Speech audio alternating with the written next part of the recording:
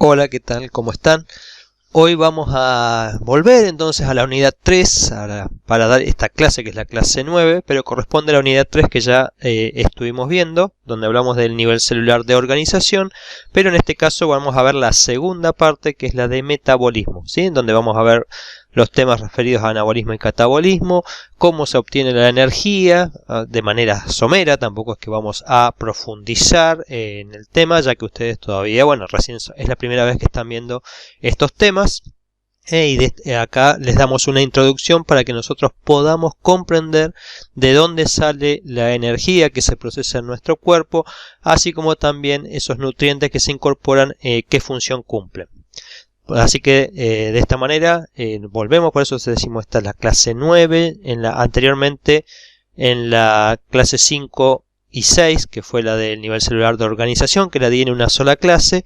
Vimos la primera parte de esta unidad, luego pasamos a la unidad 4 y ahora volvemos a la unidad 3 para completarla ya de esta manera, pero consideramos que de esta forma es mejor para en cuanto a la didáctica de las clases, que para que ustedes puedan comprender un poquito más el tema de metabolismo. Y este es el último tema que entra antes, o que va a entrar para el primer parcial de la materia, que es el día 30 de mayo. Bien, entonces vamos a comenzar a desarrollar el tema de metabolismo. Y vemos que el metabolismo, o este término, significa meta es más allá y bol, o viene de cambio, es decir, más allá del cambio que se produce en nuestro organismo. Y eso hace referencia a todas esas reacciones químicas que se producen en nuestro cuerpo. Y casi todas las reacciones químicas, por no decir la gran mayoría, están mediadas por enzimas. O sea, por esas proteínas. Entonces, el metabolismo se refiere a todos esos cambios que se producen en nuestro cuerpo una vez que nosotros hemos ingresado nutrientes, alimentos al mismo. Y fíjense acá, este es un mapa del metabolismo humano, donde así a primera vista nos resulta chocante, porque hay muchas reacciones, pero todas estas reacciones se están produciendo en una célula en todo momento, ¿sí? Prácticamente, es decir, las células producen un montón de reacciones químicas y habíamos dicho aproximadamente 200 tipos celulares, y esos tipos celulares tienen algunas reacciones particulares, pero todas cumplen unas mínimas reacciones metabólicas que son las que estamos mostrando acá, en donde ingresan las proteínas, los carbohidratos, los lípidos y los ácidos nucleicos como el ADN y el ARN. Entonces, básicamente, de todas estas reacciones, como digo, son las mínimas que se producen en un organismo. Y más allá de eso, cada organismo va a producir sus propias proteínas y carbohidratos y lípidos.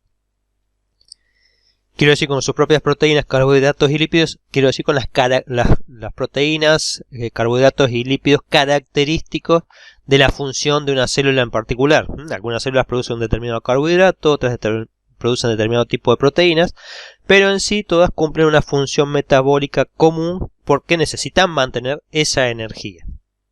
Bien, entonces vamos a ir comenzando por definir dos términos que tienen que ver con el metabolismo, que son el anabolismo y el catabolismo. Porque ese metabolismo es un proceso de equilibrio energético, ¿sí?, entre reacciones que rompen, que descomponen, y reacciones que sintetizan. La ruptura de compuestos grandes se lo llama el catabolismo, mientras que la generación de compuestos grandes, de esas macromoléculas que habíamos visto, que es una proteína, un hidrato de carbono o un glúcido de alto peso molecular como es el glucógeno, son reacciones anabólicas, son reacciones de síntesis. Y un poco lo que estamos viendo acá abajo. Entonces, el anabolismo implica partir de compuestos muy sencillos, orgánicos sencillos, que ¿cuáles eran? Aminoácidos, glucosa, por ejemplo, o los ácidos grasos, o los nucleótidos, para formar, o sea, estos compuestos orgánicos van a formar estos compuestos más simples, y a partir de ellos formamos los polímeros, o las macromoléculas, las proteínas los polisacáridos de reserva, los polisacáridos estructurales, los ácidos nucleicos, fosfolípidos para la membrana y triglicéridos para las reservas. Entonces, a partir de compuestos, como dice acá, simples como el dióxido y el agua, se forman estos compuestos orgánicos simples. Con más nitrógeno formamos aminoácidos, ¿sí? Y estos estrellas rojas están indicando que para generar estos procesos de anabolismo, ¿sí? El anabolismo, como les digo siempre, acuérdense, los anabólicos es para construir músculo, porque a partir de los anabólicos lo que favorecemos es la formación de moléculas más grandes. Está indicando estas estrellas rojas que se necesita energía. Para generar tejidos necesitamos energía. En el catabolismo ocurre el proceso inverso. A partir de macromoléculas complejas como las proteínas, los polisacáridos, los ácidos nucleicos o los lípidos o las grasas, formamos compuestos más simples y a partir de esos compuestos más simples llegamos a compuestos orgánicos sencillos y a su vez los descomponemos. En todo este proceso, fundamentalmente en la descomposición de aminoácidos, monosacáridos y ácidos grasos, generamos energía. Y finalmente, donde mayor se produce energía es cuando estos compuestos orgánicos más sencillos, los intermediarios metabólicos, son degradados a sustancias mucho más simples como dióxido de carbono y agua, CO2 y H2O. ¿Sí? Entonces, esa es la importancia que tienen entonces tanto los procesos de anabolismo como de catabolismo. Para unos requerimos energía, mientras que para otros procesos generamos energía. Y a partir de esto, entonces, fíjense que nuestro organismo necesita estar incorporando sustancias del exterior, nutrientes, para obtener energía por un lado y además producir los procesos de mantenimiento celular, que implica generar fosfolípidos, generar proteínas y estar regenerándolas, porque constantemente estamos perdiendo proteínas, o se dice catabolizando proteínas, porque las proteínas tienen una vida útil, lo mismo que las células. Fíjense que muchas células, como por ejemplo los glóbulos rojos, las células que más están en circulación en nuestro organismo, y que mayor cantidad tenemos de células, están en un proceso, digamos, final de su etapa o de ciclo de vida, es decir, que una vez que cumplen su función aproximadamente a los 90 días ya empiezan a ser destruidos. Entonces hay que catabolizar todas esas proteínas que tienen, los lípidos que tienen o las grasas, y para que se vuelvan a reciclar en nuestro organismo. De esta manera, por eso digo, hay un equilibrio entre procesos anabólicos y catabólicos, y además necesitamos generar nuevas células con toda la síntesis que tiene de proteínas, de lípidos, de fosfolípidos, etcétera, núcleos, ácidos nucleicos. O sea, tenemos que estar, la tasa de renovación celular es muy alta, entonces tenemos que estar generando constantemente ADN, ARN, proteínas, ribosomas, y todas las membranas u organelos intracelulares y las membranas plasmáticas. Acá entonces en este cuadro lo que podemos ver, o estamos comparando entre catabolismo y anabolismo. Entonces vemos que en el catabolismo decíamos degradamos biomoléculas, y en el anabolismo fabricamos biomoléculas. En el catabolismo producimos energía. Esta energía se almacena en esa molécula que era el ATP. ¿Se acuerdan que hemos hablado que el ATP es un nucleótido que, tiene adenosina y 3 grupos fosfato, es adenosina trifosfato, y ese ATP es la moneda energética de nuestro organismo. Es decir, nuestro organismo almacena energía en forma de ATP. ¿Dónde está la energía? En los enlaces que tienen entre los grupos fosfato. Es decir, todo enlace covalente que se forma, que ya hemos visto en las primeras clases, tiene una determinada cantidad de energía. Almacena energía, así como vieron el núcleo de un átomo tiene energía. Cuando uno rompe el núcleo de un átomo se produce una liberación de energía masiva y tremenda, o sea, se forma una bomba atómica. Está formada con átomos inestables que cuando se fracciona su núcleo se libera esa energía. Imagínense que es capaz de destruir una ciudad entera, una bomba atómica con menos de 1 kilo de plutonio, por ejemplo. Acá tenemos energía que no tiene el nivel de energía de un núcleo, pero sí cuando dos átomos se unen por un enlace covalente, almacenan energía, y esa energía se libera cuando se rompe ese átomo, y que es una energía con nada. O sea, no es como les digo, no tan fuerte, pero son energías que nosotros podemos controlar dentro de nuestro organismo si lo vamos degradando paso a paso, y esa energía que se va liberando la podemos captar en forma de ATP. Fíjense que, por ejemplo, ¿qué pasa cuando se libera energía? Cuando nosotros quemamos combustible, que es una cadena de carbono con muchos hidrógenos, lo que pasa es que se transforma finalmente, si nosotros le prendemos fuego o al azúcar, por ejemplo, vamos a ver que se genera combustión y se libera todas esas moléculas de carbono y de oxígeno, terminan reaccionando formando dióxido de carbono y agua, las moléculas más simples, porque a partir de eso se habían formado. Pero en esa combustión que se libera, luz y calor, o sea, la energía se disipa en forma de calor. Bueno, en nuestro organismo nosotros esa energía la atrapamos a través de cuando se rompen las moléculas, se va a almacenar dentro de la molécula de ATP. Implica lo que se llama procesos de oxidación, que ahora lo vamos a ver un poquito mejor, pero siempre una oxidación implica perder átomos de hidrógeno, protones. Dentro de los ejemplos de catabolismo tenemos la glucólisis, el ciclo de Krebs y la cadena respiratoria, que también vamos a ir viendo ahora en la clase. En el anabolismo la idea es, se fabrican biomoléculas a través del consumo de las moléculas de ATP, es decir, acá se producen y acá se gastan. Implica procesos de reducción, es decir, implica aumentar la energía potencial que tiene una molécula. Es decir, voy de moléculas simples a formar moléculas más complejas. Entonces, imagínense que para hacer eso necesito aportar energía. Es como, veamos el ejemplo de una piedra que rueda cuesta abajo, va a favor de su energía potencial, es decir, le está disminuyendo la energía potencial. En cambio acá es ir a la en contra, es subir la piedra en contra de la cuesta, digamos, es decir, subir la piedra, llevarla a la parte superior de la cuesta, con lo cual aumento su energía potencial. Bueno, acá es lo mismo, es decir, si yo voy a fabricar una proteína a partir de aminoácidos, necesito incorporar energía porque la proteína tiene mucha mayor energía potencial que el aminoácido más simple. Ejemplo, síntesis de proteínas, síntesis de ácidos nucleicos y la de también de lípidos y de hidratos de carbono.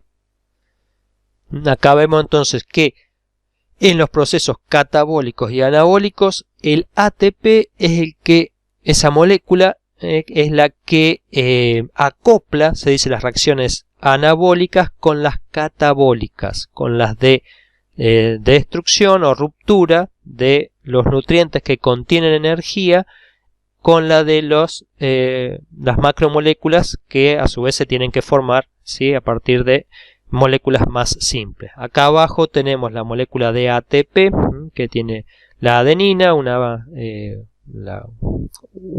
azúcar, la ribosa y los 3 fosfatos, grupo fosfato, que generalmente cuando se rompe este fosfato, que tiene un enlace más débil pero tiene bastante energía, libera su energía para generar o para mover esos procesos anabólicos de nuestro organismo.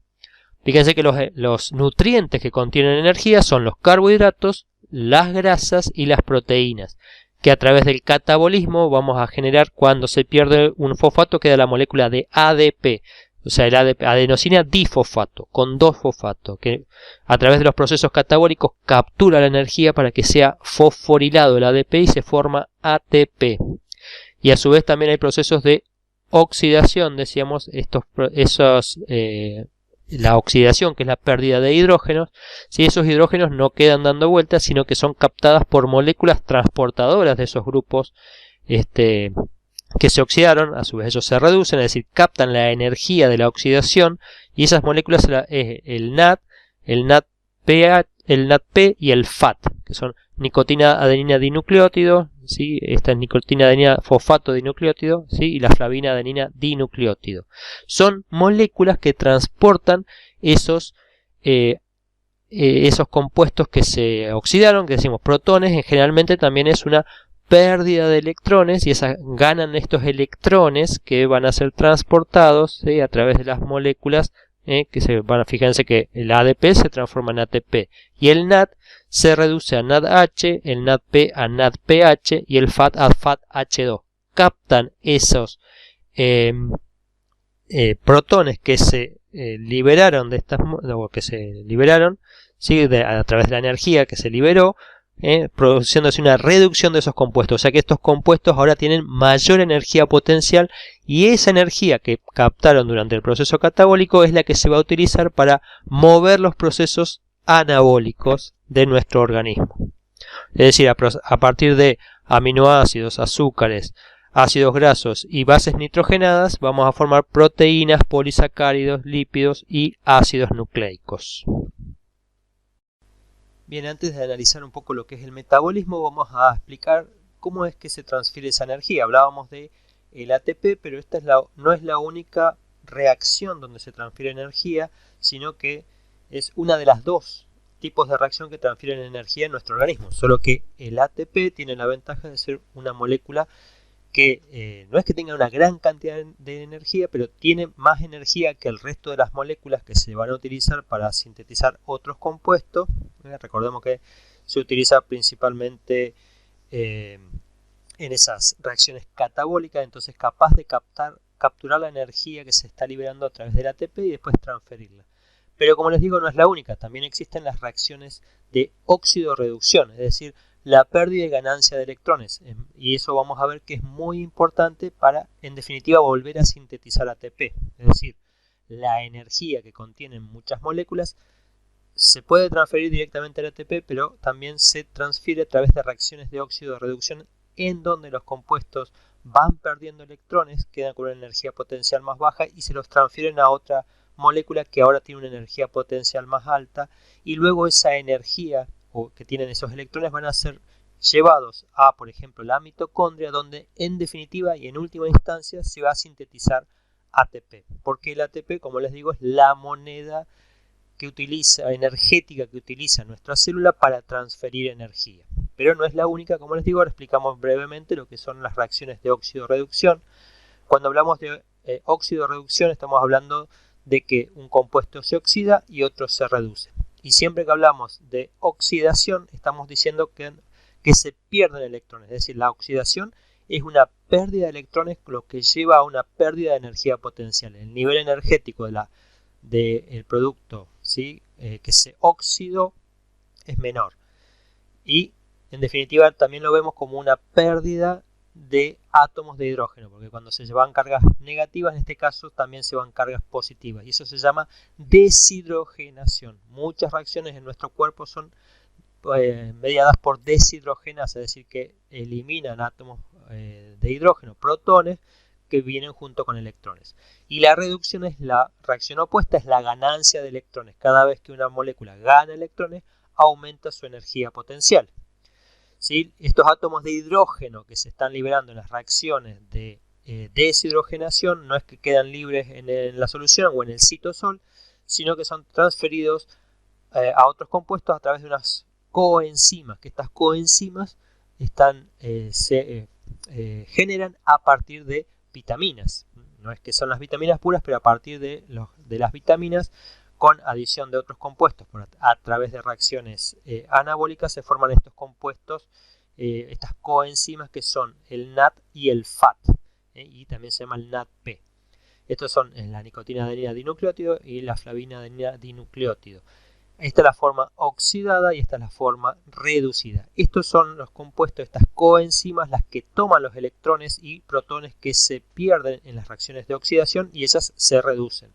¿Qué es lo que vemos acá? Acá tenemos el NAD oxidado que tiene una carga positiva. Cuando toma dos electrones y una carga queda como NADH, y eso implica también la liberación de otro protón, por eso se lo dice NADH más H. Y cuando se oxida, con lo cual pierde dos electrones, acá hay una reacción de oxidación y acá hay una reacción de reducción, se oxida otra vez a NAD oxidado. Dos electrones más un protón y pierde dos electrones más un protón. Y es un ciclo que se está generando continuamente, porque esos NAD vamos a ver que entregan sus electrones en la mitocondria para generar ATP. Y el NADP también es una molécula muy parecida, pero esta se utiliza para reacciones, sobre todo, o sea, lo obtenemos a través del catabolismo, captura los electrones durante el catabolismo, es decir, durante la ruptura de moléculas energéticas, y luego se utiliza para procesos biosintéticos, fundamentalmente para síntesis de lípidos, se utiliza el NADP. mientras que el NAD tiene su destino en la mitocondria, donde va a generar ATP. Es decir, que por un lado, no solo está en el ATP, sino en estas coenzimas transportadoras de electrones, que tienen electrones con mucha energía. Cuando se reducen, elevan esa energía, y esos electrones energéticos se pueden utilizar para generar ATP, que eso va a hacer en la mitocondria. Bien, entonces, la otra forma de transferir energía es la generación de ATP. Por un lado tenemos la fosforilación del sustrato, es decir, acá tenemos por ejemplo la molécula de ATP, que como decimos es una de las moléculas con mayor nivel energético en nuestro organismo. Por encima de ella existen solo 3 compuestos que tienen más nivel energético, más energía potencial que el ATP, fosfato con más energía potencial, que se lo pueden transferir directamente a la molécula. ¿Sí? Si tuviésemos un ADP, si fueran una molécula de adenina, ribosa y 2 fosfato, estos 3 compuestos le pueden transferir directamente el fosfato al ATP. Esa es la forma, no es la más eficiente, sino que genera como una reacción 1 a 1. No es, les digo, es lo más eficiente porque tampoco es que tenemos grandes reservas de estas moléculas, el 1,3-bifosfoglicerato, el fosfoenolpiruvato o la fosfocreatina. ¿Sí? La fosfocreatina es lo que está presente en los músculos y es lo que cuando empezamos a utilizar los músculos y se empieza a gastar la energía, es decir, el ATP se gasta para formar ADP, la creatina es la que primeramente transfiere sus fosfatos a la ADP para formar ATP, para regenerar el ATP y mantener la energía. Pero ¿saben cuánto dura esta energía? No dura más de 3 a 5 segundos, es decir, tenemos una reserva muy limitada. Luego tenemos que pasar a sistemas más eficientes, como es la segunda forma de generación de ATP, que es la fosforilación oxidativa, donde se toma la energía que viene, como les decía, del NADH y el FADH para generar a través de un gradiente de protones que cuando ingresan a través de este canal, que es una enzima que se llama la ATP sintetasa, es capaz de utilizar la energía de ese gradiente electroquímico para generar o resintetizar ATP a partir del ADP más fosfato. ¿Sí? Entonces, hay 2 formas de generar ATP, a través de fosforilación de sustrato, lo cual es bastante limitada, y a través de la fosforilación oxidativa, lo cual aumenta el rendimiento del catabolismo de las moléculas energéticas como 30 veces más o menos. Es decir, con esto tenemos una relación 1 a 1, mientras que esto obtenemos una relación más o menos de 30 a 1. ¿Sí? Entonces aumenta muchas veces la cantidad de ATP que yo puedo generar a partir de esas coenzimas, el NAD y el FAD. Bien, entonces, ahora vamos a comenzar con el metabolismo de los hidratos de carbono y vemos que acá hacemos un poquito un repaso, la absorción, o sea, nosotros ingerimos hidratos de carbono, estos durante la digestión se rompen para generar glucosa, fructosa y galactosa, glucosa, fructosa, y galactosa, que son los monosacáridos que nosotros podemos absorber. La glucosa es absorbida a nivel del epitelio intestinal a través de estas microvellosidades por un mecanismo de transporte activo secundario, es decir, la glucosa ingresa junto con el sodio a favor de ese gradiente dentro de la célula epitelial y luego en el torrente sanguíneo utiliza un transportador, una difusión facilitada a través de transportador, porque cuando aumenta la concentración de glucosa acá, entonces pasa a favor del gradiente hacia la circulación en la sangre. Entonces, a nivel intestinal, la absorción de la glucosa es por un mecanismo de transporte activo secundario, mientras que el pasaje de la glucosa a la sangre es por difusión facilitada, esos mecanismos que vimos en las clases anteriores.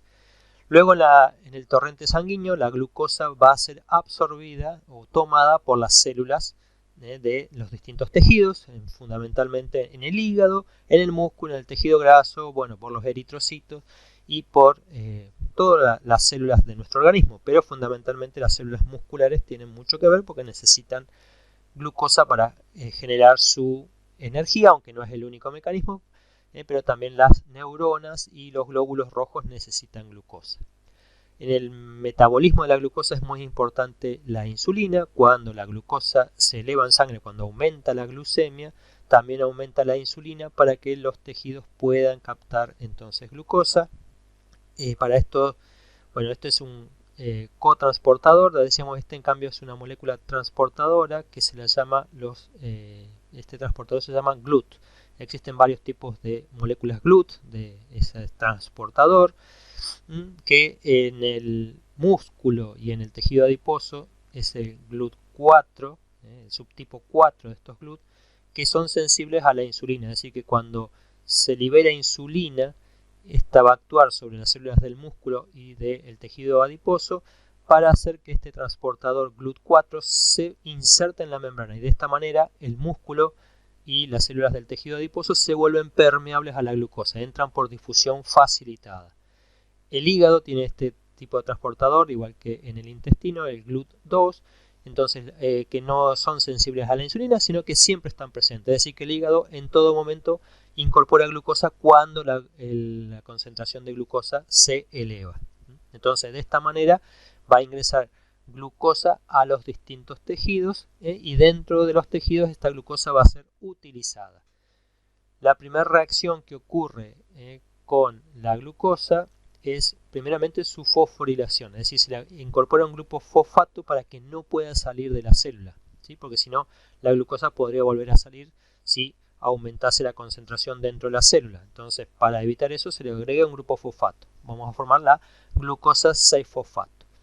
Y entonces puede ocurrir que si necesitamos energía, la célula utilice esa glucosa, la catabolice, es decir, la rompa para generar energía. Es decir, la principal molécula energética dentro de nuestro cuerpo es la glucosa.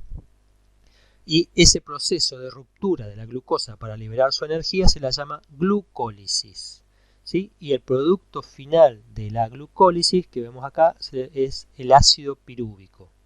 La glucosa es una molécula con 6 átomos de carbono que se va a romper en dos moléculas a través de procesos de oxidación, en dos moléculas de ácido pirúvico. Durante esa oxidación, la energía que se va liberando es capturada en forma, fíjense, de ATP. Se generan dos moléculas de ATP durante este proceso de glucólisis y dos moléculas de NADH más dos protones que van a ir luego a la mitocondria para entrar en esta cadena transportadora de electrones que se llama, ahora ya la vamos a ver. ¿Sí? Entonces, ¿cuál es el destino final de la glucosa? Es entrar en glucólisis cuando necesitamos energía para formar dos moléculas de ácido pirúvico. Si el tejido tiene oxígeno, entonces ahora va a continuar la ruptura de esas moléculas para liberar más energía que todavía tienen. Es decir, el ácido pirúvico es una molécula todavía con bastante energía, y entonces la podemos utilizar. Cabe destacar que bueno, la glucólisis es una reacción, o sea, es una vía metabólica que tiene 10 procesos o 10 reacciones enzimáticas en el medio, en la cual poco a poco se va rompiendo la molécula para ir liberando la energía de a poco. Como les digo, no se puede romper una molécula para formar ácido pirúvico directamente porque liberaría una cantidad de energía que la célula no puede captar, ¿sí? La energía se va liberando de a poco, se van rompiendo los enlaces para ir tomando esa energía de manera gradual, ¿sí? Van disminuyendo su energía potencial poco a poco, pero es como ir bajando una piedra de la colina de a poquito, ¿vale? Pero a su vez cada vez que baja disminuye su energía potencial. Bien, entonces una vez que formamos las dos moléculas de ácido pirúvico, este ahora tiene que ser utilizado para entrar en lo que es el ciclo de Krebs, la siguiente formación, la siguiente etapa, digo, de la obtención de la energía. Sí, entonces bueno, ahora después vamos a seguir viendo lo que es la formación. El ácido pirúvico tiene que formar esta molécula que es la acetilcoenzima A, una molécula clave en los procesos metabólicos para entrar en el ciclo de Krebs, y a partir del ciclo de Krebs se van a obtener más ATP y más equivalentes reductores de estos NADH y FADH que luego tienen que ir a la cadena transportadora de electrones donde se produce la fosforilación oxidativa o cadena respiratoria. Este es el proceso de la respiración celular. Es decir, las células acá, fíjense que se dice respiran, ¿por qué? Porque utilizan oxígeno. Y esta es casi la única reacción donde el oxígeno se utiliza, y fíjense que se forma agua. Esta es agua metabólica. Es decir, nuestro organismo produce agua a través de la reducción de las moléculas de oxígeno, que son las que incorporamos a través de la respiración. Es decir, que el oxígeno que nosotros respiramos y que va a nuestros tejidos es finalmente utilizado en este proceso de obtención de energía. Es importante que veamos, ¿sí?, que acá producimos, en la etapa de la glucólisis, producimos 2 moléculas de ATP, y en la deformación de acetilcoenzima A también producimos 2 moléculas de ATP. Y además producimos estos que se dicen equivalentes reductores, que fíjense que señalan que todo esto que se produce va a ir a la cadena transportadora de electrones. Los que producimos a nivel de la glucólisis, al nivel de la formación de acetilcoenzima A, y luego en el ciclo de Krebs, que es donde más se producen equivalentes reductores, 6 equivalentes y 2 equivalentes, que entran a la cadena respiratoria. A través del proceso de glucólisis es muy importante que sepamos que solamente producimos 2 moléculas de ATP, mientras que a través de la respiración celular completa vamos a producir en total unos 32 a 34 moléculas de ATP. ¿Y por qué digo esto? Porque las moléculas, la glucólisis se va a producir principalmente cuando no haya oxígeno, ¿sí? ¿Por qué? Porque si no hay oxígeno, esta etapa no se puede producir. Entonces se produce energía solamente por glucólisis. Eso es lo que se llama la glucólisis anaeróbica, la glucólisis en ausencia de oxígeno. ¿Y cuándo ocurre eso? Por ejemplo, cuando nosotros estamos haciendo un ejercicio intenso donde nuestro aporte de oxígeno a los tejidos es insuficiente. Por ejemplo, en una carrera a alta velocidad, uno está usando los músculos y esos músculos necesitan producir energía, porque el ATP, acuérdense que no se acumula, o sea, la reserva es muy escasa. Entonces, ¿qué va a pasar? ¿Sí? Como no hay suficiente aporte de oxígeno, esta cadena transportadora no puede funcionar y solo podemos obtener energía a través de la glucólisis, de la oxidación de la glucosa para formar ácido pirúvico, pero solamente rinde 2 ATP. Y con eso se acumula ácido láctico, ya que se acumulan también los NADH, y estos tienen que ser nuevamente oxidados para que siga funcionando esta cadena, y de esta manera lo que se transforma es el ácido pirúvico. En vez de entrar acá y transformarse en acetilcoenzima A, se transforma en ácido láctico. Eso ocurre cuando no hay oxígeno o aporte suficiente de oxígeno a los tejidos. Ahora, si el aporte de oxígeno es suficiente, el metabolismo o catabolismo de la glucosa va a proseguir hasta su degradación completa, en la cual se va a liberar como dióxido de carbono y agua todos los procesos. Fíjense que acá se libera dióxido de carbono y dióxido de carbono. ¿Sí? En todos estos procesos, entonces, en esa generación o ruptura total de la molécula de glucosa, se van liberando las moléculas de dióxido de carbono y de agua, ¿sí? Que son las formas más oxidadas que podemos tener de esa molécula. Y bueno, estos son gases que se van a liberar y se intercambian con el oxígeno a nivel respiratorio. Y el producto final también es el agua. Entonces el agua también se genera, nosotros tenemos una generación endógena de agua en nuestro organismo.